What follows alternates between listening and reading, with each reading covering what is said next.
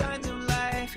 Please don't tell me that the human race did not survive. There are no people in the future. There are no people. There are no people in the future. No people at all. There are no people in the future. Where did all my people go? There are no people in the future. Let me try my people call.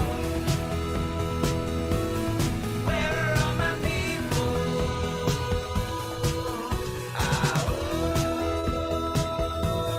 Where are all my people? I guess I'll fly away now. Hey, everybody, welcome to Raging Chickens Out the Coop Live. Yes, it is July 12th, 2021. Yes, we are back from vacation and taking calls on Riverside FM tonight. Yes, we are live on riverside.fm, and we are streaming live on YouTube as usual. Yes, everybody. Whoo, boy, on Out the Coop Live, we talk to progressives, activists, and troublemakers of all sorts, rights from our own backyards from across the country. On Friday's show, Sean Kitchen. Yeah, Sean Kitchen. He was on vacation for 3 weeks before I went on vacation for 2 weeks. Well, Sean Kitchen's back, and we will be back once again on Friday, where we break down the good, the bad, and the ugly in state and national politics. And check out, of course, the Wednesday show with Cyril Michaleko. Now, I hopefully, you're tuning into the podcast, and you were kind of subscribed to our podcast on Podbean, iTunes, Spotify, wherever you get your podcasts, really. And you heard Cyril's first ever solo show. Yes. He had a great interview this past Wednesday. It's great. Well, Cyril, if you're not familiar with him already, Cyril's a progressive columnist from the Bucks County Courier Times, the Intelligencer. And on Wednesdays, he joins me to drill down into Bucks County, PA politics, Pennsylvania politics, and international politics. We've got this little international flavor that we're starting to work in, which is pretty awesome. And you get our shows live, or you get our shows by subscribing to our podcast. And again, wherever you get your podcast, make sure if you're subscribed to our podcast on, like Apple Podcasts or something, make sure you hit that 5-star review and leave us a little review. Say, great show, whatever it is. You leave us some positive feedback. That's how people get to find the show. Right. And it's been great. I mean, we've got some folks on Twitter, that are just been, blasting the show out every time it comes on. They're going over to our YouTube page. They're hitting that subscribe button. They're hitting that kind of like button for the stream. Right. And especially, it's really, really helpful. You hit that notification bell, because then every time that we go live, you get that notification so you don't miss an opportunity to kind of jump on and see what's happening. So great. But you can always get the shows on our podcast. So you can subscribe to that podcast. Again, PodTunes, iTunes, Apple Podcasts, Spotify, wherever you get your podcast, you can get them. I got a bunch of podcatcher apps, right, that I also use. So whatever. I'm just babbling at this point because I'm in a good mood. It's good to be back in the time stream, I have to say. So you can help support this show by becoming a patron for as little as $5 a month. Just go to patreon.com/rcpress.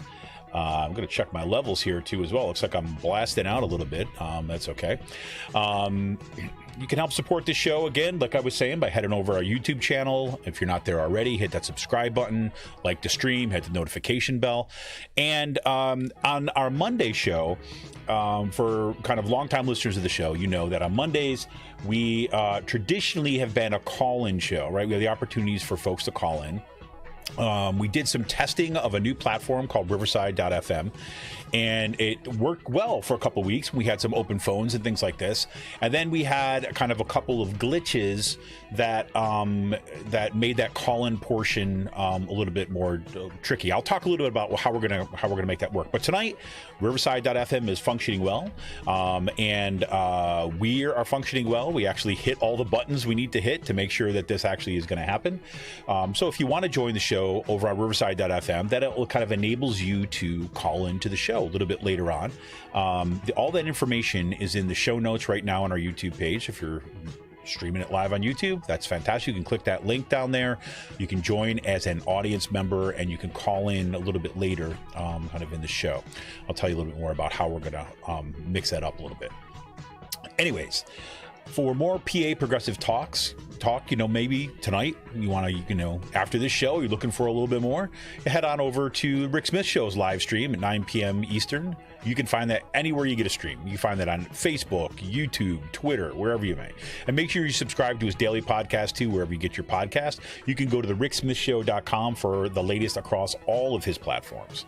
And look, if you haven't done it already, you got to get over and you got to check out the Sisters of the Night Caucus podcast. Yep, the amazing PA women stirring the political cauldron behind this podcast rock the house, and they know where their bodies are buried. Spooky, right? Well, make sure you follow them on Twitter at The Night Caucus and subscribe to their podcast on Anchor, Spotify, iTunes, or wherever you get your podcast. And I usually give like a little bit of an update. I try to give a little bit of update of what they were talking about. But frankly, I've been largely checked out for 2 weeks. So I'm kind of like literally jumping right back into the stream at this point. So head on over there, check them out on Twitter at The Night Caucus. All the information is there. Subscribe to that podcast to make sure you're there. And also, attention gamers, you a gamer? Maybe? All right. Maybe you know somebody, maybe a kid, something like this, cousin, nephew, niece, whatever. Right? Well, the Game In is a Quakertown-based black family-owned gaming store. They're friends of the show. They've got everything from retro N64s to the latest consoles, video games for all platforms, and loads of collectibles, action figures, Funko Pops, you name it. And kids, look, you got that report card you're still hanging on to with those A's from this past year. Head on over there and you get a discount. That's pretty freaking awesome. Check them out on their Facebook page. That's the Game In. That's with 2 N's. Follow them on Twitter at the Game In, again with 2 N's. You get in touch with them, right? Go over, check them out at thegamein.com. You got a question, you can drop them an email at thegameinpa@gmail.com. Looking for something particular, check them out. Talk to Nicholas, or talk to Adrian. They'll get you what you need. Special shout out once again goes to Jonathan Mann, who wrote our intro song, There Are No People in the Future. Check out all his great stuff on his YouTube page and follow him on Twitter at SongADayMan on Twitter. Yes, well, on tonight's show, it's one of our more, say, freewheeling shows once again, and which I'm kind of happy about. I gotta say, and we're gonna do it as a kind of call in, ramble, catch you up on some things, let you a little bit know what's going on over here, and there's a heck of a lot to talk about. Like I said, I'm just getting back from vacation. We just got literally back yesterday, and kind of getting sorted out, getting laundry done, all that kind of stuff. My daughter, who is usually she's over kind of not too far, listening to the show, but she's doing strings camp right now, so get back in the swing of things. Anyways, just some stuff that's been going on while I've been absent. The vote on PASSHE consolidation, of course, is looming. Haiti's president just got whacked. Right, teachers are getting fired for teaching diversity. Right, Sir Richard Branson, right, launched into space with civilian passengers to beat Jeff Bezos as the first space tourist, whatever. Yes, I know. Oh, and of course there is the summer reading list. I've been reading some great stuff. I finished about 3 books while I was away, and which felt great just to kind of dig into that. I'm going to tell you a little bit about that. Reading almost done. Well, I shouldn't say almost, about 3/4 of the way through, but I've been blowing through it. This new book. I'll talk a little bit about that tonight, what I've been reading. Maybe you've been reading some stuff for the summer that you want to kind of throw out there. Of course, you're welcome to jump on the chat and YouTube. You can see kind of right up on our little screen over here. Yeah, there it is. That you can see the chat kind of come through. So if you got some things you're reading, you want to throw it in there, throw it in the mix. I got some suggestions for people, movies, TV shows, whatever, that you're kind of checking out. Please do. Well, how do I put this? It's always great to be seen, right? You like to say, I feel so seen. Well, it turns out that, the PASSHE consultants. See, PASSHE, right? Pennsylvania State System of Higher Education. They, of course, they have their own PR department. They have their own communications department. They spend all this money in these high-paid, these positions. But they also pay consultants, right? Lobbyists, communication consultants, and so on. Friend of the show kind of drops me a little, little piece of email. This is from back in January 16th, 2021. And turns out that the PASSHE consultants, as well as the public affairs unit of the Office of the Chancellor, they're fans of the show. Yeah, how about that? Well, okay, maybe fans is a little strong of a word, right? It's not exactly fans. Let's just say they like to monitor the show, right? And apparently have been keeping an eye on it since back in January of 2021. So it's good. It's good to know. You know, hey, Chancellor. Hey, Cody Jones. Cody Jones, how you doing? He's the Chief Strategic Public Relations Officer, or Chief Strategic Relations Officer in the Public Affairs Department of Office of the Chancellor.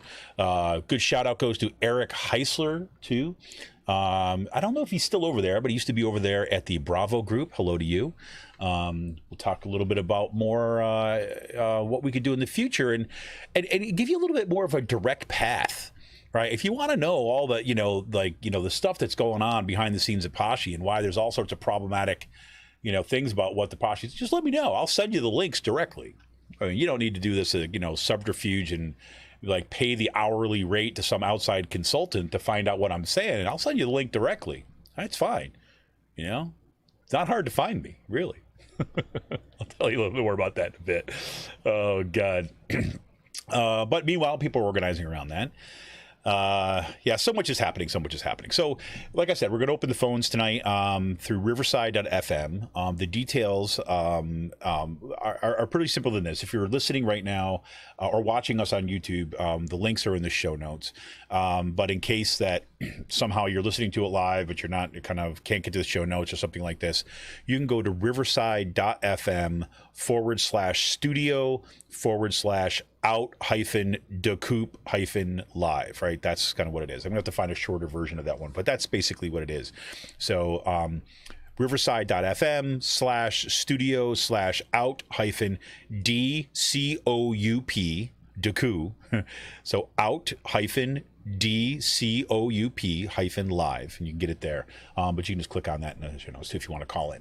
And what it'll do, you can also, what I want to warn you about ahead of time, this is one of the things we worked out early on when we were first working with Riverside, was that if you want to be on if you want to kind of call in, you want to listen or call into the show, you want to make sure that what you're going to do, you're going to turn off the volume on the YouTube page that you're watching, or shut YouTube down and listen just right here through Riverside. Otherwise, you're going to get this big delay and you're going to get an echo, right? You ever call into a radio show, they tell you make sure that you turn off the radio so you don't get this echo and delay. Same principle going on here. All right. So that's what's going on. I probably should just tell you this too as well. You could also, I think it's in the show notes too as well. We have a Discord server. You could join our Discord server by clicking on that kind of link in the show notes.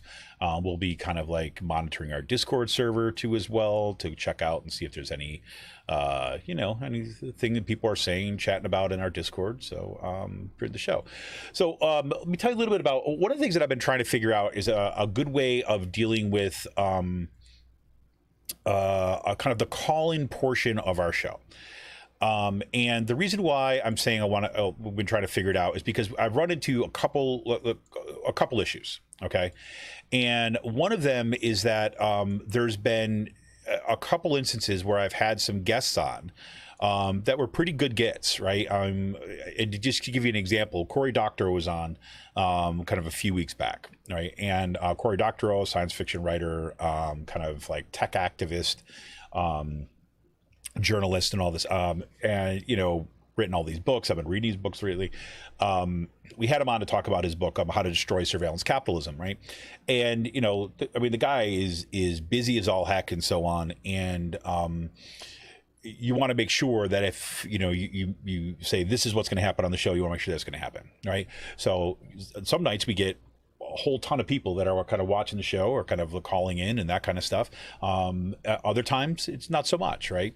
So we're looking for a way of kind of balancing that, and also because frankly, look, we've been getting some nibbles on some really kind of just great guests, and I'm really looking forward to that.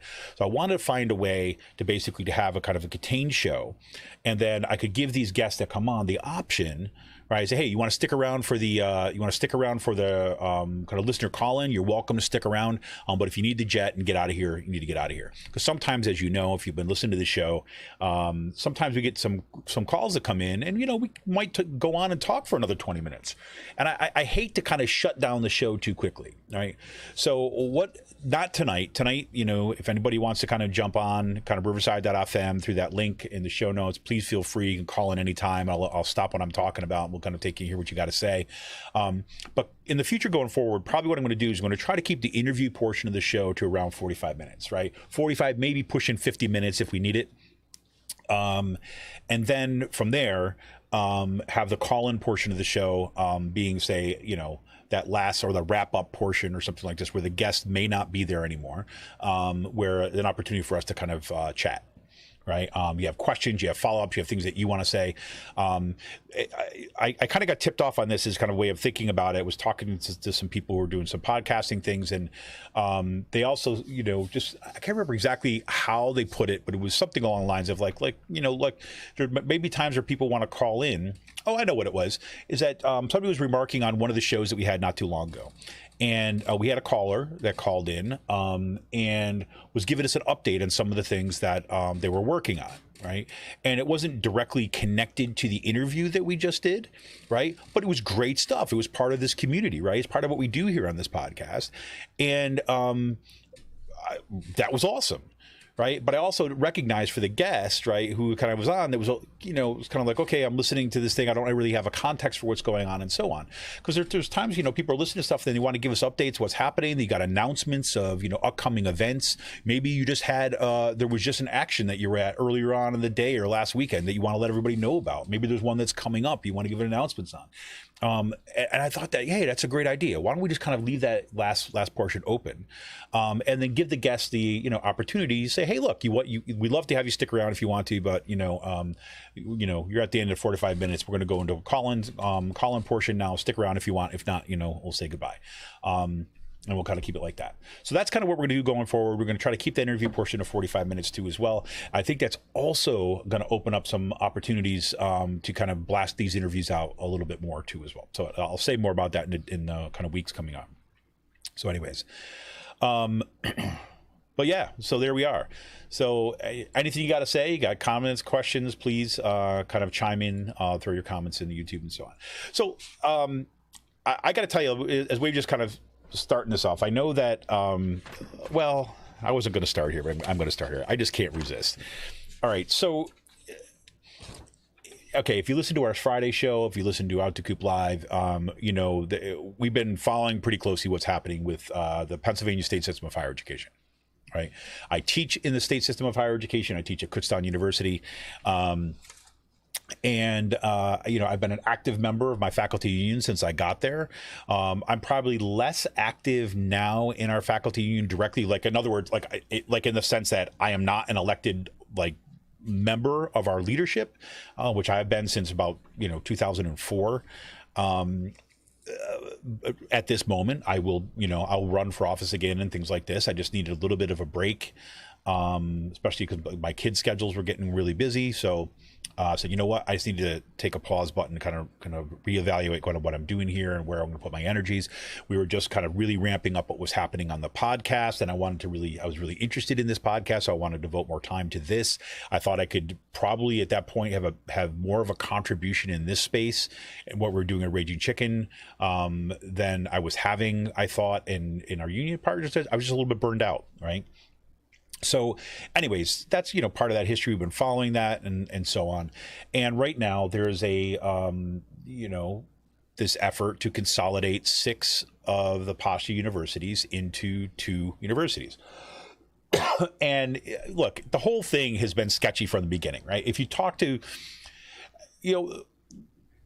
there's people that will not come on this show and tell you the things that they'll tell me when I'm off the show, right? I mean, that's true of if you're in any kind of media circle whatsoever, whether it's, whether you're a journalist or you're kind of like a political talker, like yours truly here. people will tell you a lot of behind the scenes stuff that they're not necessarily wanting to be shared, say publicly, or want to kind of come up and say there, not necessarily because, you know, it's secret, but just because they just don't feel comfortable kind of sharing it publicly for whatever reason. And some of those things are, you know, but the good thing is that, you know, kind of it keeps your ear to the ground about knowing what's going on. And I can tell you this, is that the Chancellor of the State Center of Higher Education, Daniel Greenstein, has repeatedly made these claims that, you know, yes, like students and faculty have been part of this process right from the get-go. They've been consulted, their input has been considered, and we've had thousands of meetings. He throws up these numbers all the time. If you know, look, if you're trying to do like persuasive, like, you know, PR campaigning, right, it's always good to have specific numbers, right? Right. It's always good, or to have like overwhelming numbers. Right. So we've had thousands of meetings. Right. We met with 812 students. I'm making these numbers up now. But if I tell you, right, that I met with 812 students over the course of 6 months, that sounds more believable than you said we've met with lots of students. Right. It's just like one of these like tricks that like they do in kind of persuasive communication. Right. Especially in PR. Right, and in political communication, right? You could be saying nonsense, but if you have enough specifics that sound like they're legit, right, and sounding like legit, you know, 800 is less sounding real than 812. Why? Who the hell knows? I don't even know. I don't know all the psychology behind it, but I know that's true, right? Because 800 sounds like, oh yeah, you hit exactly 800 right on the nose.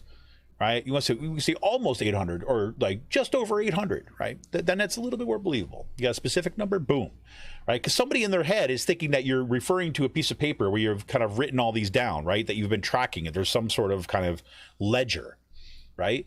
But half the time, it's just nonsense, right? They're coming up with kind of like, you know, okay, whatever, or they don't care what happened in those meetings. What they care about is being able to have the meetings. So you could say that, like, we had 27 meetings with people in the community to talk about these issues, right? Okay, what's been left out of that, of course, is it a meaningful conversation? Is it a conversation in which you're actually listening to what people are going to say, and that's going to cause you to reflect upon your plans, maybe even alter them, maybe including no, right? So there's ways to have substantial, kind of meaningful, impactful conversations with the community where you're generating something that's long-standing, right? Because people feel heard, right? They feel seen, and they're included, and they're genuinely included, right? There's another version of doing it which looks the same but has very different ends. It's when you hold those 27 meetings, but you really don't give half a crap about what these people have to say, right? Sure, you're gonna listen to them, you're gonna look them in the eye, you're gonna nod, you're gonna maybe like look thoughtful. That's a good point. But in the end, you have no intention whatsoever of altering the course of on which you're on, right?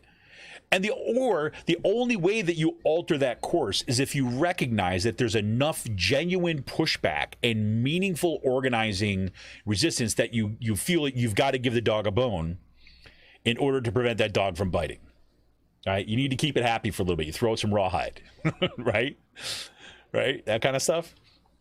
So anyways, you know, Kenneth Greenstein's been, I'm not Kenneth Greenstein, I'm sorry. Kenneth Hawkinson is the university president where I'm at.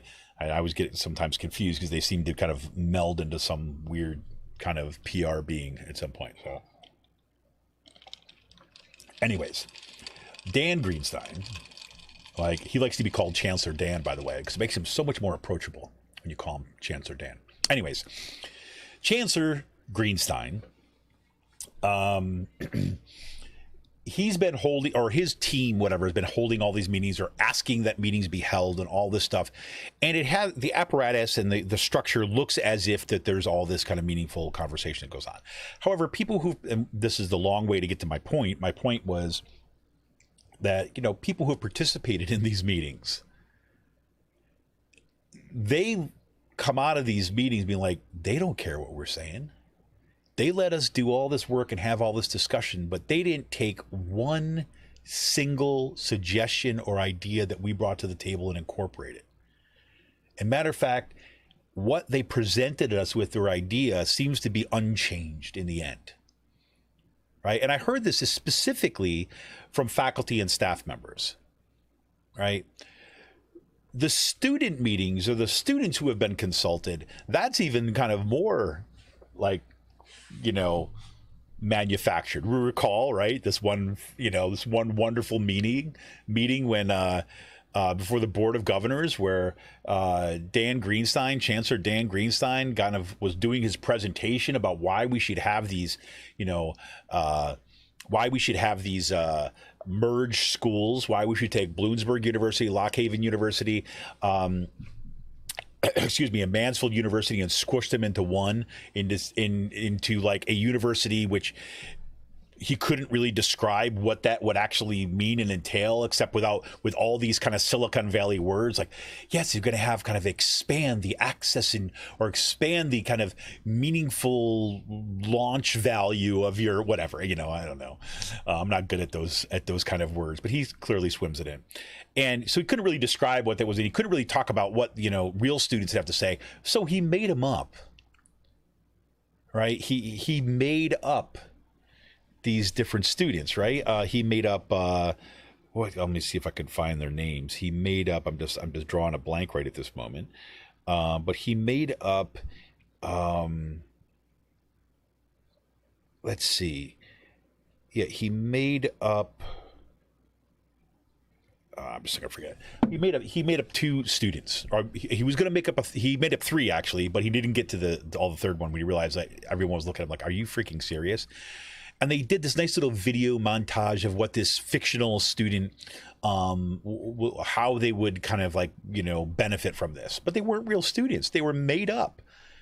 And you're coming to the Board of Governors to kind of pitch your nonsense or pitch your plan, and you can't even actually tell you what students actually said. And when he was questioned about, well, we heard that students were actually being surveyed. You keep on telling us about, where's the evidence?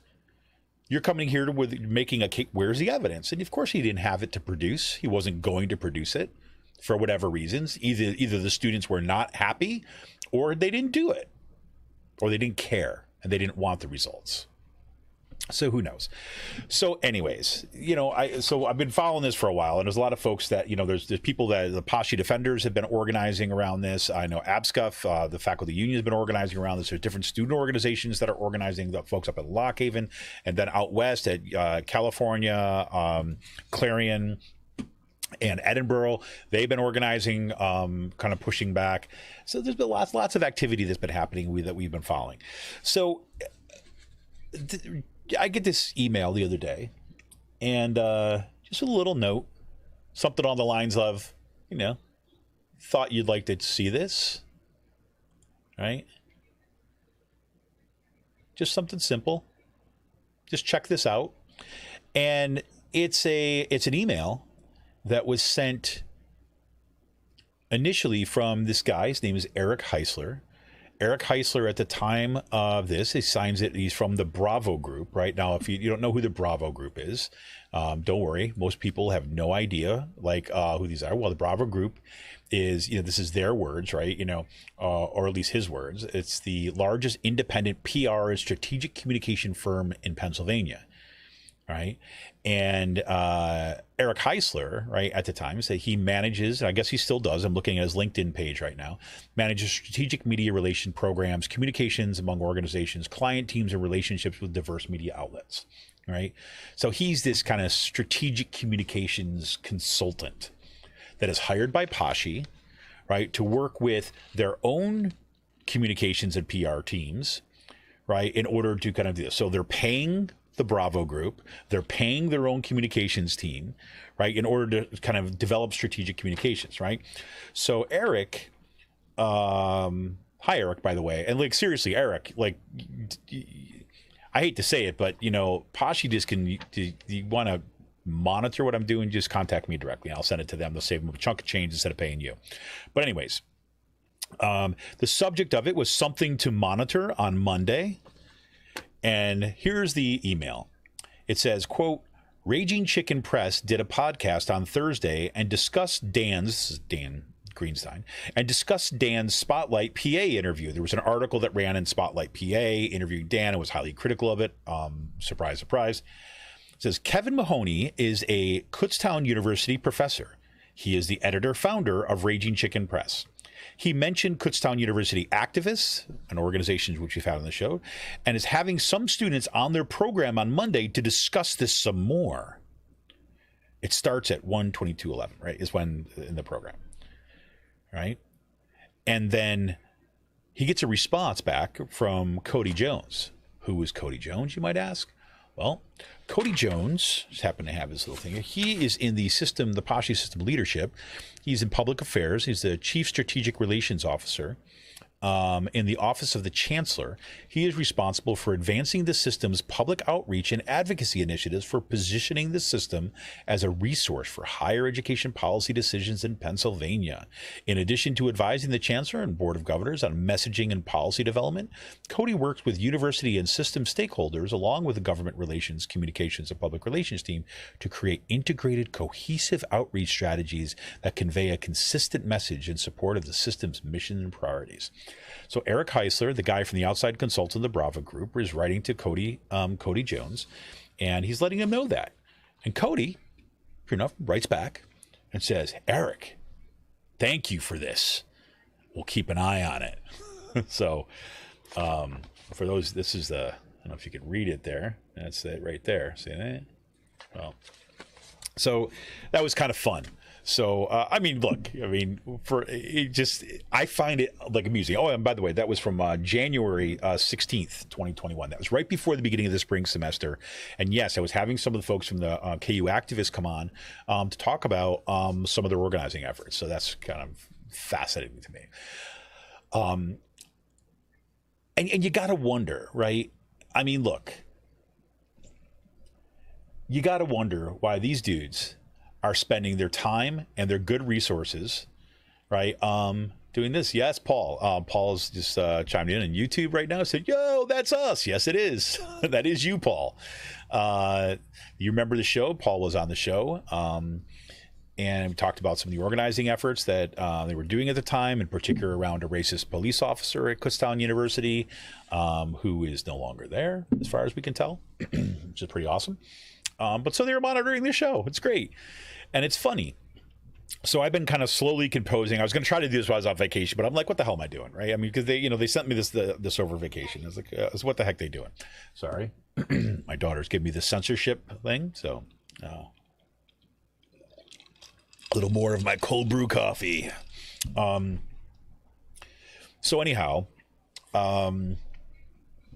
that's that. And you think about it, it's like, you've got these guys that are out there that are kind of like monitoring the show. Now, this is not the first time that Raging Chicken has been flagged in this way. I can remember back doing, when Raging Chicken, when I was writing it, and when I, in particular, was writing about Kutztown University's kind of sketchy budgeting and the way that they were kind of using kind of all sorts of accounting tricks to cover off the huge surpluses that the university actually had in order to pitch a story of, budgetary crisis, fiscal crisis to students and faculty and their parents and to legislators, right? They were essentially keeping two sets of books, and they were, selling one set of books to the creditors and selling a different set of books to the rest of us in the public, right? And the people who work there and the students who attended the university.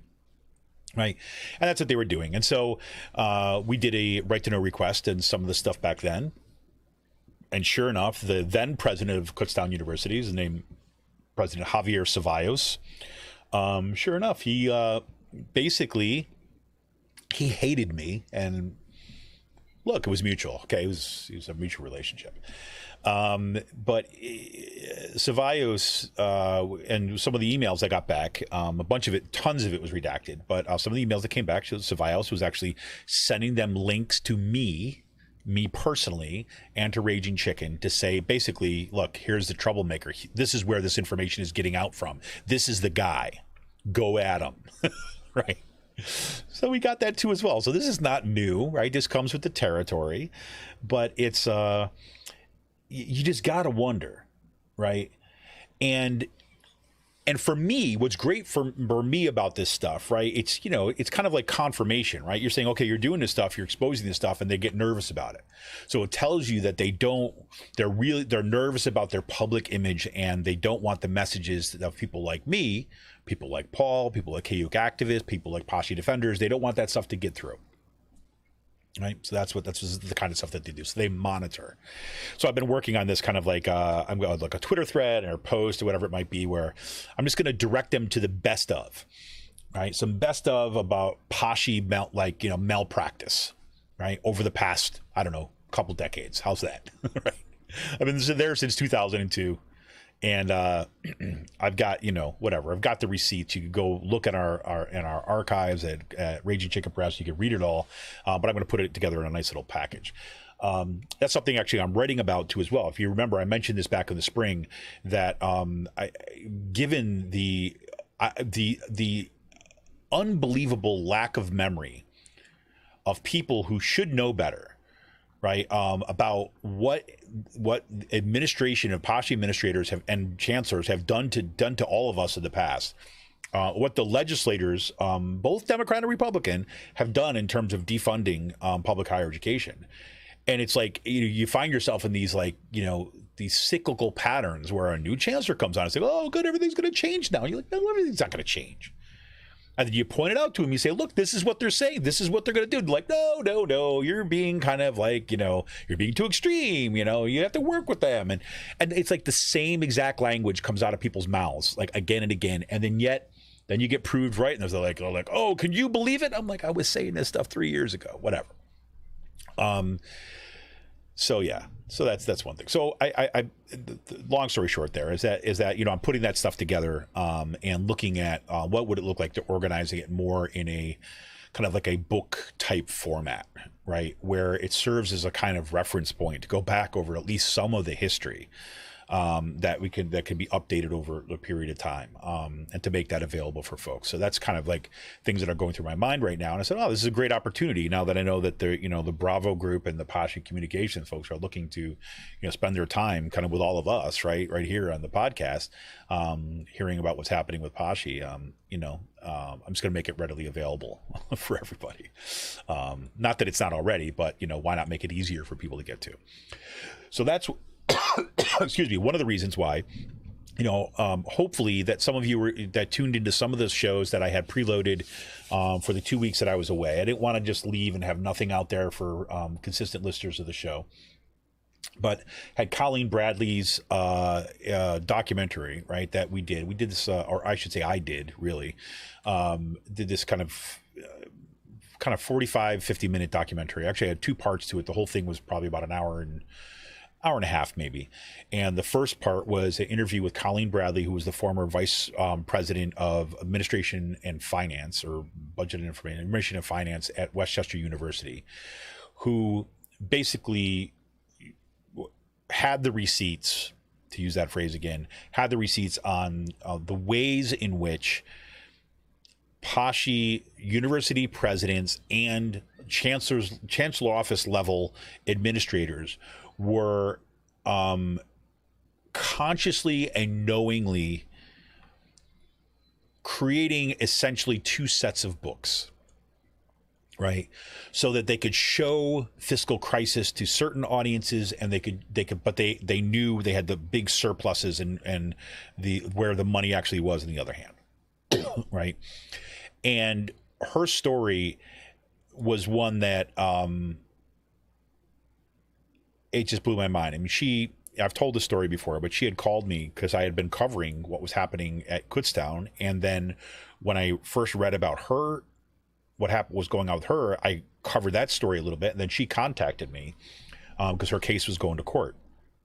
And so we did this interview with her. And then we did a second part of the interview, which is really focused on her case potentially going to the Supreme Court. It was through the Court of Appeals. They were trying to get it heard by the Supreme Court. And so two of her attorneys were on in the second video talking about some of the history of whistleblower status, particularly in Pennsylvania, but kind of nationwide, and why Colleen Bradley's case was so important. and that if she lost her case wasn't heard, it's actually going to degrade the whistleblower. So what was more important at this point was I wanted to replay Colleen Bradley's interview, the interview I did with her. And so that was what we gave you kind of a couple weeks back. And then part two, so I guess that was last or 2 Fridays ago. And then part two, which aired just this past Friday, was when I had her on the podcast with her lawyer, Dan Kearney, to talk about their case. And I wanted to bring that, that was like what, I'm bringing the days on 2018, I want to say is when that was, not too long ago. And I have to say, cards on the table is, I mentioned earlier on in the show, I needed to take a break. I was a little bit burned out. Part of it was Colleen Bradley's case. I was astounded that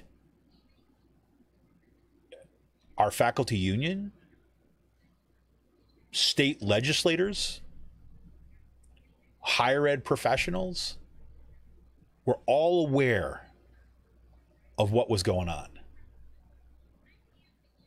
And it was reported on in the media, and it just was ignored, right? Or treated as something like just some insider discussion.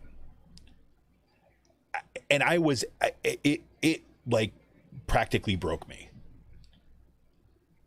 Because I've spent years reporting on this stuff, digging through, learning how to read budgets and understanding all this financial mumbo jumbo. I'm a freaking writing instructor. And I'm learning how to do all this kind of this economic analysis and reading budgets and all this other stuff because I know that there's something wrong. And then bringing the evidence forward, showing the evidence, and then having this woman, and she lost her job. She was fired for being a whistleblower. And nobody would stand with her. I lost my faith in a lot of people at that point. Let me just put it that way. I lost my faith in a lot of people. Because you had this woman who was brave enough to come forward because she just could not sleep at night knowing what was going on. And she lost it all. Right? And it was a story about whistleblowers, writ large. But it was really about who do we stand behind?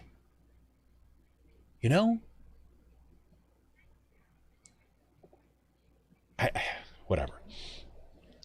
And so when people start saying things like, hey, well, maybe we need to kind of consider, from the perspective of the university presidents, and, they have a hard job too. And they start telling me this kind of nonsense. I wanted to bang my head against the wall.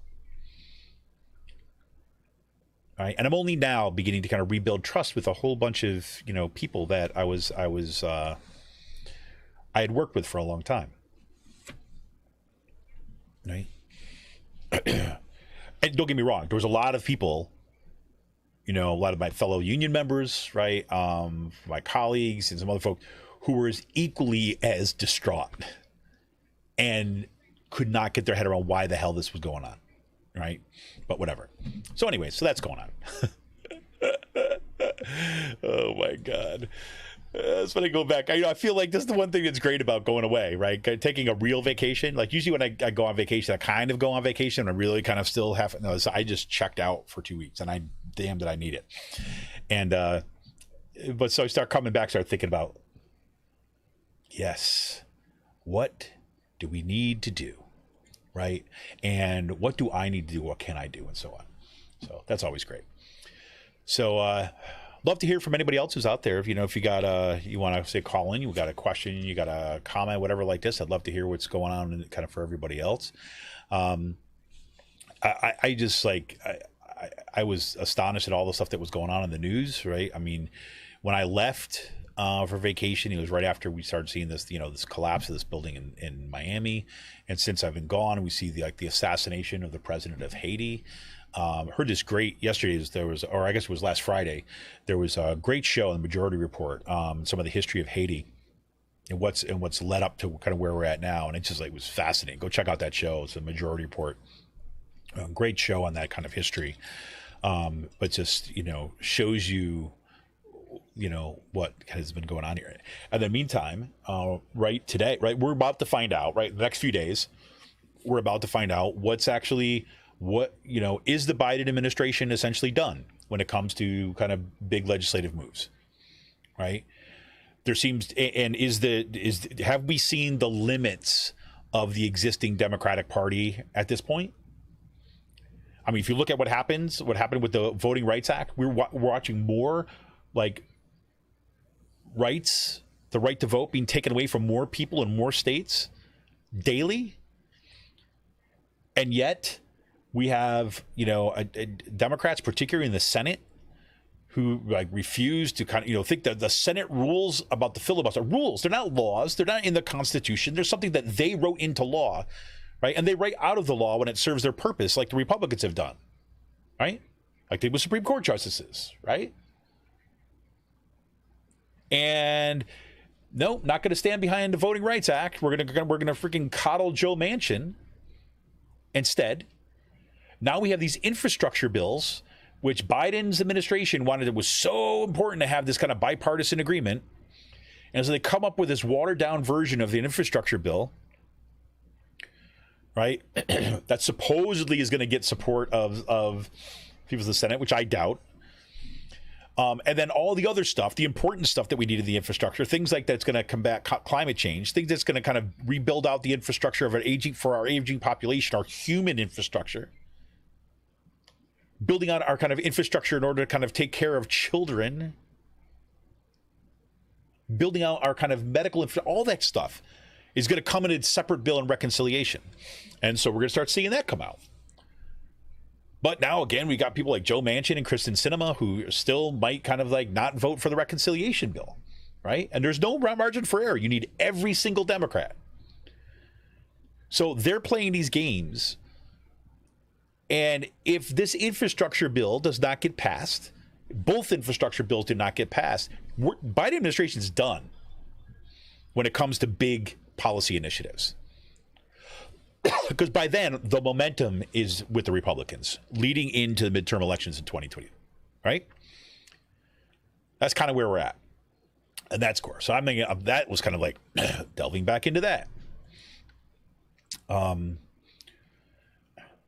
then we get, I don't know. Then we get that kind of news. Then we get the news of, Richard Branson, Sir Richard Branson, taking his Virgin Galactic in a kind of a crew of family and friends, right, to become the first like space tourist, opening up space, right? It's what I've been talking about on like Out the Coop Live, right? I'm Out the Coop our Friday show, right? In the kind of our last call segment where we do space news and beer news and that kind of stuff. That's kind of something I keep on pointing to. This is like this. Watch these folks. This is where things are going, and it's I'm going to follow that because. Who controls that is going to control a lot of how wealth is going to be accumulated in the days coming up. So there's that. I've also been reading some really good books. So I'll tell you a little about. How about I'll leave you with this. Let you know. Again, I'm happy to anybody's got other things they want to kind of chime in. I'd love to hear from you, and hear what's going on in your neck of the woods. You know what I'm going to do, just in case? I'm going to put this down in. I should have thought of this earlier. I'm going to throw this down into here's the link to call in. If anybody does want to do, you just kind of follow that link. It should take you over there. And remind you, if you do want to call in, make sure that you're kind of turning the volume down on YouTube and you're just listening in through Riverside. Otherwise, you're going to get that echo and that feedback. So books. So if you remember, some folks who follow the show all too closely may remember that a while back I started reading a book called The Sum of Us. Right? Did I bring it down with me? What did I do with it? No, I didn't. And it really is a phenomenal book.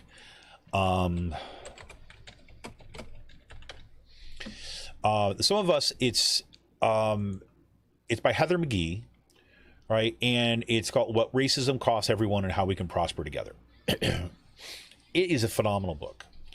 And I started reading it at the same time that I was reading Stephanie Kelton's book, Winners Take It All, or The Winner Takes It All, or something like this, where she's kind of talking about like modern monetary theory. And I was like astounded when you put these two books next to one another about how the way that we've approached the monetary system in this country has only fed into the kind of systemic racism that Heather McGhee talks about in her book, Some of Us. And I'm actually going to teach sections from both of those books in the fall, right? We're going to look at narratives, right? Because I do this one class. So we're looking at kind of narratives. I do this class. It's called, what's basically on kind of like social movements and storytelling, right? Social movements and story. It's called New Media Story Change, right? And especially in the new area of new media. We're putting like, what do you do when you take like a common narrative, common story, and you kind of be able to kind of break it open, right? And what happens and how do you do that, and how is story being used? And looking at how Stephanie Kelton does this, look at how Heather McGhee does this, and so on. I've got some other ones that we're gonna look at too. But anyways, this book is phenomenal, and it basically starts with this.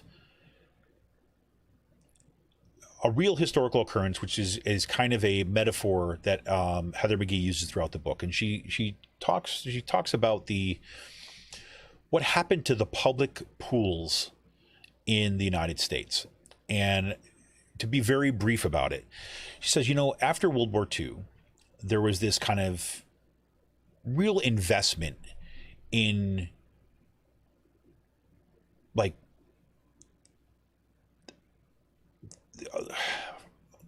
I hate to use the word community, but it's like in the kind of like American community, about the kind of like investment in this thing, right, that we see as the center of the kind of American middle class. And that was manifested in things like building public pools. I said, we're going to build these pools where everyone could come out together, right? And they could be together, and, we're going to celebrate this kind of community. And there's going to be these public spaces for gathering, right? And in some places, they were incredible, right? I mean, there's a story I want to say, I think it's St. Louis. They had this one, it was this enormous place. It was like basically like a beach. It was like, at the time, I believe, if I remember correct, McGhee writes that this was the largest public pool in the world. Right. And it had all this space for people to gather. It was just kind of these amazing things. And it was like this idea that, we can be together. The hitch, of course, is that this is at the time of Jim Crow, right? So when you say you're investing in your community, you got to ask, whose community? When you say invest in America, whose America? Right? And it was white America. It was saying, if you want to be part of this if you want to celebrate being American, right, come to these public pools, big giant asterisks, right, as long as you're white. Now, of course, as part of desegregation, right, African Americans kind of like brought legal challenges, protests to gain access to that right, and to desegregate those pools so that, say African American kids, little kids who are as hot in the summer as anybody else, right, could go to the pool and swim, right? What happened next was that, of course, they found it to be unconstitutional to segregate those pools, and so they were opened up. So what communities did, more often than not, these quote-unquote communities, these white communities, what they did is they drained the pools and shut them down. Instead of allowing kids of all races to come together and join together and be part of the instead of that, they shut the pools down overall and let them rot. Think about that. And then in the wealthier areas, They opened up their private swim clubs, not public ones, private ones. Why? So that they could discriminate against African Americans and any other race they wanted to. And to some of us, this whole book uses this as a way to say, look, this is the way systemic white supremacy works in the United States. Is that it's built into the fabric of absolutely everything that this nation has been since its beginning. And when push comes to shove, right, the powers that be, in particular in the government, right, have chosen to make lots of people pay, even including the majority of white people pay the price in order to maintain white supremacy. So when those public pools shut down, they shut down for everybody. Those kids that were going to that public pool, right, to cool off in the summer, who were white, they no longer had a place to go, especially if they were working class. Right? That was the beauty of the public pool, right? The problem is everybody. I remember going to like our public pool in Utica, New York, and it was like, whatever, like 25 cents or something like that to go. Right? We could always scrape up the change, right? We could always scrape it up. Ride our bikes over there, go swimming. But they'd rather shut them down. It's crazy.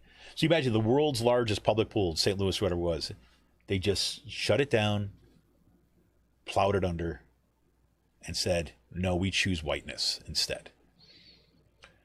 And so McGee in this book basically goes through and shows how that, this is why I say this kind of like a metaphor. It's like that process, right, of draining the pools is happened time and time again in terms of our healthcare, in terms of our schools, in terms of, our housing, what you name it. And this book is just it's really astounding. She's just a phenomenal writer, and she interviews some just great people talking about their experience with some, really thinking closely about, say, racism. And it's huge, worth the read. I've also been reading, in part because this has been this big scandal about critical race theory everywhere, but it's been in my local school board. He had this one woman who came in and was kind of waving her copy of White Fragility, right? You may have read this book. You may have heard about this book by Robin DiAngelo, right? White Fragility, Why It's So Hard for White People to Talk About Racism. Again, I'm reading this or quote unquote reading this as an audiobook, this one, because I was driving. And it's great because, a lot of what I do, I study rhetoric, right? It's what I do as an academic. And looking at, and as I was listening to this, I'm constantly reminded of my friend Pegeen, who does a critical discourse analysis and some of the work that she's done. And what, she basically taught me about critical discourse analysis and explained it to me because I was, but this whole, like the specific ways that even the patterns of language and kind of engagement in conversation about how it is so built around protecting whiteness, right? Protecting white supremacy, right? And having all of our energy geared toward whiteness and maintaining it. Right. And so that, the point where when you're want to have basic conversations about, say, race and stuff, then it becomes this huge crisis for white people. And the fact that she breaks this down by these different, say, what I would call these rhetorical moves that are made in these conversations is phenomenal. Plus some of the kind of historical and the background work that she does in there. So it's a great book. I know that book has been out for a while, and that book people have been talking about it for a bit. But I'm just getting there to it. And it's also the kind of book that I don't know. I don't know if you'll have the same experience, but certainly for me. As she's kind of talking about, I'm kind of like reminded of all these kind of engagements, right? Kind of over the years, reminding me moments from my childhood, these really specific conversations that are just kind of like echoing some of the things that she's saying, right? And it just kind of like makes you sit there with it. So that's another book. Third book, if you're looking for something that's a little bit more out there. So I had Cory Doctorow on the show, as you know. We talked about his book, How to Destroy Surveillance Capitalism. But, you know, he's also a science fiction writer, right? And so I read his book, Little Brother, which is kind of like a what do they call it? Like a young adults book. I guess it's kind of more geared in that kind of direction. And loved it, right? It's just like a great book. It just brought me back to like 1990s, my like cyberpunk kind of obsessions, things like this, whatever.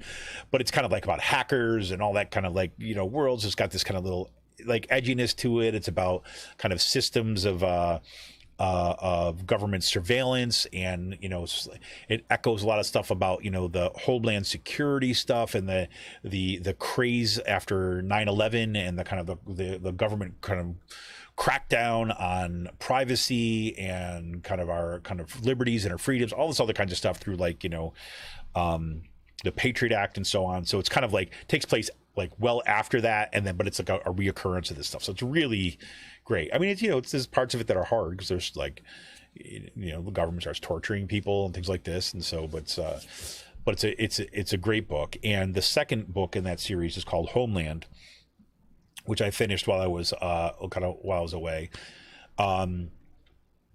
And that book was equally as good, right? So that was fun. So Cory Doctorow stuff, I'm kind of making my way through all the stuff. My next book on my list for his is the most recent one in that kind of world. It's not, he says it's not exactly a sequel to that. It's kind of like a standalone book, but it takes place within that same timeline, the same world. It's called Attack Surface. Yeah, that one's kind of that one's next on my list. I'll give you this on Attack Surface. Yes, I do have it right here. As Edward Snowden says, one of the internet's most interesting authors. So it gets some great reviews. This is what it looks like for those of you folks looking on YouTube. But excellent book. So, I'm looking forward to reading that one. So the third one is also connected to Cory Doctorow, because Cory Doctorow has a podcast. Like he has a website. It's called craphound.com. You get all his stuff. He's got a podcast, Cory Doctorow's podcast. And it's nice because it's like half an hour show, and he's sometimes he'll read one of his like short fiction pieces, gives a little introduction, but also talks a little about what's going on for him, and sometimes he gives book recommendations. And he made this recommendation of this book. I can't remember if I read it on his website or he talked about it on the podcast. It was one of the two, and it was called Rabbits. And I am about like 3/4 of the way through this book, and I'm telling you, it's awesome, right? It's awesome in a very different way than these other books are. So Rabbits, it's a novel. It's by Terry Miles, and it's a science fiction novel, and it's kind of got lots of intrigue and mystery. And the best way to kind of describe it, it's basically about, you know, these kids got the same kind of stuff. You got these kind of like, not kids, probably, you know, people in their say 20s or so, 20s, maybe late 20s, early 30s or so, like this, who are kind of in the hacking culture. It's based in Seattle. And they're kind of obsessed with following these kind of clues, right? So it's kind of got this almost like this conspiracy edge to it, but then it's got this layer of, you know, kind of like almost like horror, and it got another layer of like scientific intrigue and kind of like, you know, like different dimensions. It's just great. And it's the kind of, I'm so glad that I found this recommendation, because it's the kind of book that it's been a long time since I've read a book where I just can't put down, right? Because it just the way the story is told, right? I mean, like, you know, The Sum of Us, I couldn't put that book down for a very different kind of reason, right?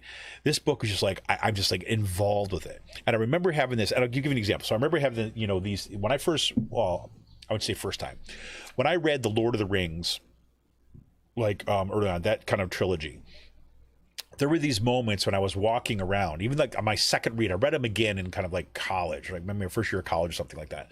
I remember kind of walking around and that world would be with me, right? And I'd be thinking about it, right? And I'd be thinking about it like as you know, it's carrying, I've been carrying that narrative with me through the day, and I'm imagining it kind of like in this. And so when I'm looking at trees, I'm kind of like thinking about the ends and stuff like this. The Terry Miles book is perfect another way.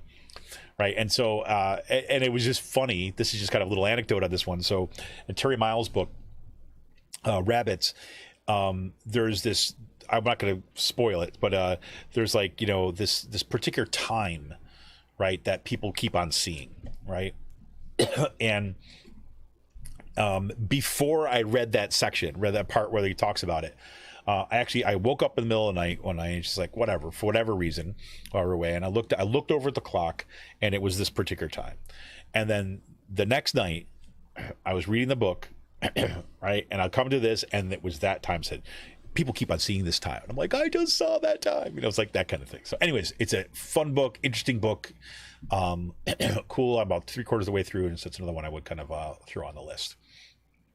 So there you have it. So that's kind of where I'm at. So let me just give you, remind you again that if you do want to kind of call in, the link is right there in the chat for today's YouTube. You can kind of put any comments down there. You're welcome to join riverside.fm. Otherwise, I'll just kind of give you a little sense of kind of where we're going to be going for the next few weeks. So like I said at the beginning of the show, I'm going to try to keep this. I'll try to keep it tonight. Obviously is a little bit different format since I'm just kind of like rambling over here, coming back, trying to get my, see what I open up OBS today, like little things like this when you come back, right? I open up OBS, which is open broadcasting software, which is kind of used to kind of stream the show. And there's been an update, and there's like these screens within the screens, and I'm like, I don't know what to do with these things. I don't know what about them, and I have no more time. I have no time right now to figure out what that means, so I'm just gonna have to ignore it and then come back to it later. But I was like, oh my god, is this gonna mess up the broadcast? Blah blah, whatever. So we're going to try to keep it to about 45 minutes, and then we'll leave that kind of like last, say, 15 plus whatever minutes for call and stuff like that. So that'll give us a chance to really focus on the interview, and then we can focus on kind of what's happening in the community and other wrap-ups and kind of fun stuff. Okay, so that's a little bit what we'll be doing going forward on Monday nights. Let's make it a little more manageable on my end too, I think. We'll see. The other thing, so this Wednesday, I hope you were able to check out the show that Cyril did last week. Cyril Michaleko, we have on the Wednesday show. We were running that as a live show too as well, streaming live to YouTube. We may or may not do that. Probably this week, we will probably not be streaming it live, but I will do my best to post the video afterwards. He was, as he mentioned the last time we were there, he's been in Guatemala. And so we were, the last couple shows, he was having real issues with internet on his end. So things were kind of breaking down.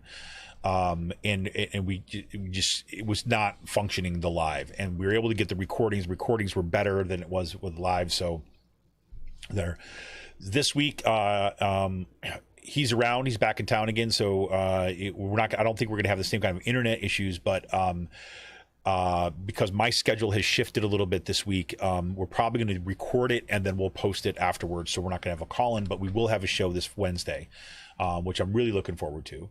And then on Friday, Sean Kitchen is back, and Sean and I, we haven't been, it was like 5 weeks. He and I guess, right? Because I was gone for 2 weeks. He was gone for 2 weeks, 3 weeks. Could be. So it's been a while. So it's gonna be great to catch up with Sean. He had, he was out doing that kind of national park stuff. All great pictures he's been posting up on Utah, just like, amazing stuff. The family vacations, we'll probably talk a little bit about that stuff, and then start getting ready for what's about to come. I mean, look, we've got August coming up, and typically what happens in August is things begin to slow down, which is is there, but it's also going to mean, like here in Pennsylvania, obviously, where we're going to be gearing up towards back to school, and on what Cyril and I have been talking about every Wednesday, we see that these major contestations happening in school boards all throughout Bucks County, but all throughout the state. There's been some great discussion on Sisters of the Night Caucus podcast and their Discord about some of these some similar kinds of stuff happening out in the Pittsburgh area, out in the West, and we're beginning to see these school boards are really going to. I believe that this is going to drive a lot of local politics into the 2022 midterm elections, right? So be prepared. It's also the going back to school for college and universities, even not just PASSHE. I mean, who the heck knows what the vote's going to be? My guess is that they're going to move forward with the consolidation of these universities. What is that going to actually look like? And what kind of resistance is going to be organized as will go back to school? But then there's also the big question. Look, we've got the Delta variant of the coronavirus, which is now like exploding all over the country. Right? Some universities have decided, yes, if you want to come back to university, you need to have a vaccine. Other universities, like my university, no, we're just bringing everyone back, and we're not going to require. We're going to suggest maybe that you know about this thing that is a vaccine and that it's out there. We're not going to require it. What's going to happen with K through 12 schools? Right? I mean, my son, who's 12, he's had the vaccine, right? But the vaccine is not available yet for my daughter. What is that going to mean going back to school? Right? So there's lots of stuff that are going on, and let's not forget that this is all taking place through a context of some serious crises. Right? We've got the climate crisis. Remember in 2018, right? The United Nations climate folks, right, basically said we've got 12 years. We've got 12 years to dramatically reduce our emissions. And guess what? In the 3 years that since that they came out with that, emissions have gone up. So what was 12 years is now 9 years. This infrastructure bill doesn't get passed. What's that mean? What's that mean for your future, my kids' future? Right? We've got white supremacy is on the table right now. Racial justice, right? Multicultural democracy is on the table. Republicans are state by state are rolling back voting rights in an attempt to steal elections. Chris Hayes did a great job the other night. I'm sorry. Mehdi Hassan did a great job. Chris Hayes was talking about this last week, but not in the same way. Mehdi Hassan did a great show this past Sunday. Aired on MSNBC, but he did a great job talking about voter sabotage and stealing elections. I mean, this is real, right? And the crazy making space about, for people like me is that it makes you like see the crisis, but then you're watching like these leaders respond in ways that is completely out of character with the crisis, right? Like they're acting as if this is just another like political game or something, and really we got a real crisis. And you're responding to it like it's just like you're trying to like keep your job. It's disorienting, right? And that is one of the like hallmarks of losing a democracy. So we got that on the table, just if you're wondering. And of course, we've got massive inequality, right? All the wealth has gone up to the top 1%. The rest of us are getting screwed. And it's getting worse. So, time's up, I guess. So that's what I'm thinking about. So I've been thinking a lot about what I'm going to be teaching in the fall. I'm going to be thinking about what I'm going to be involved with in my university and my work, what I'm going to be involved with in my community. And how I'm going to dig into kind of for sustainable resistance. And I hope you are too. I mean, I know people have been doing a heck of a lot more organizing than I have been. I know that. I mean, I've been doing this kind of stuff. I've been trying to bring people on the show. I've been trying to build out a kind of a media context, a progressive media context in Southeast PA, right? That is not based in Philadelphia, right? But, we're based out of Bucks County. Trying to build some kind of connections to kind of build that out, to get us beyond the kind of like insider political discourse, right? But actually kind of talking to people to try to expand the analysis. I don't know. I don't know what I'm trying to do. I'll have to keep my sanity. But hey, I also want to I should have done this at the beginning of the show. I just want to get a shout out now. So, I encourage everybody of this week, like the way that you can support the show, right? You can go to patreon.com/rcpress, patreon.com/rcpress, where you can become a patron of the show for as little as $5 a month. Help makes this show possible. It's the reason why we're able to kind of start a Wednesday show with Cyril Michaleko, right? It's the reason why that Sean Kitchen keeps coming back week after week, right? On Fridays to do our political roundup, and why we're looking to other ways of expanding.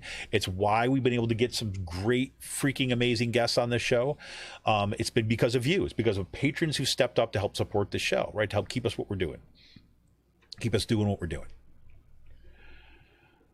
But I should say that if you are listening on Podbean, right, we've been on Podbean. That's been kind of where our podcast is primarily hosted. Now, of course, it goes out to all the other podcast kind of catchers and platforms that are out there. But Podbean has its own kind of like, become a member or patron, right? You can do that right through Podbean. And our very first kind of membership stuff that we did for the podcast was through Podbean. But we switched over to Patreon just because it was a little bit easier for people to use. But this past week, right, we got a new patron from Podbean. And it got me thinking I should be plugging that too as well. If you are listening on Podbean, right, go ahead, become a patron of this podcast. Right, click on that little, that podcast, or click on that Patreon, and you can become a patron. We got another kind of patron there, and unfortunately, I can't tell you who that was because they didn't. You have to actually. In Podbean, you actually would have to enter your name and all that information there. Otherwise, it just gives you like a string of numbers and letters of who gave it. So whoever you are, who was our most recent member out there, thank you for jumping on and becoming a patron through Podbean. But all of you can help support the show by going to patreon.com/rcpress and becoming a patron for as little as $5 a month. I can't tell you how much that means to this show and what we hope to be able to do. But you can also like join all these. I mean, we got this like kind of little burgeoning Twitter, like whatever street team or a little kind of like, it's not quite an army, but it's a squad at least, that have just been doing just like, I want to thank so much for just kind of blasting this stuff out on Twitter, blasting this stuff out on Facebook, blasting this stuff out on Instagram. Right, sharing the show, right? When it kind of once it gets published or once it goes live and letting other people know about it. That, I mean, I'm telling you, that is really how we can help build this, right? By getting you involved, right? By kind of putting this stuff out. So do that. Make sure that you're subscribing to our YouTube page, our YouTube channel. Make sure that you're hitting that, liking this stream for today. Make sure that you're hitting that notification bell so that you know every time that we go live. That helps kind of bring more people into this discussion. The more people that come into this discussion, the more kind of like critical conversation we can get out and amplify the voices of people that are doing kind of amazing work kind of all over Pennsylvania and even beyond. Right. So there. Anyways, that's going to be just about it for this evening. I appreciate all those folks right now who are listening to us and watching us on YouTube. I appreciate it so much. It's great having you back in here. It's really good to be, I have to say, it's this weird kind of sensation, right? It feels great to be back in this chair, back in the podcast, kind of talking to you all tonight. It's also really hard not to be kind of like checked out for a little bit. It was like great, it felt so good to kind of step out of the time stream for a little bit, and just kind of like recollect. People will say who get involved in politics, and look, and this is again, shout out to the folks at KU Activists who talked about this stuff right up from the get-go. Shout out to all, the people for USAS, right? We kind of work with in some different contexts who talk about this a lot.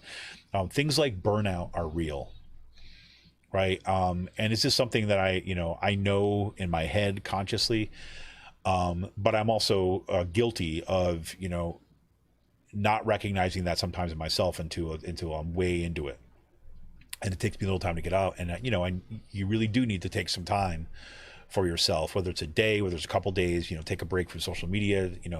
Just go someplace, take a break here and there when you can for some downtime, not to forget, right? But to make sure that you can be here for the long haul. I certainly know this past couple of weeks has really underscored that for me again, about how important it is, just to make sure that you're getting some time, not in the kind of the day-to-day, I don't know, bloodfest, if you will, but actually get a time to actually take a break. So I feel really energized, ready going forward. So thank you all for tuning in this night, tonight, and thank you all for helping get the word out about the show, helping support the show, whether it's by sharing it, whether it's being a patron. But it means a heck of a lot. Well, I can tell you for tonight, I'm looking forward to kind of talking to Cyril on Wednesday, and then talking to Sean again when it comes to on Friday. So for now, let me say, look, thanks once again. Be back in the chair. We got lots more to come, and we'll see you on Wednesday, and we'll see you again on Friday, and we'll see you again here next week. See ya.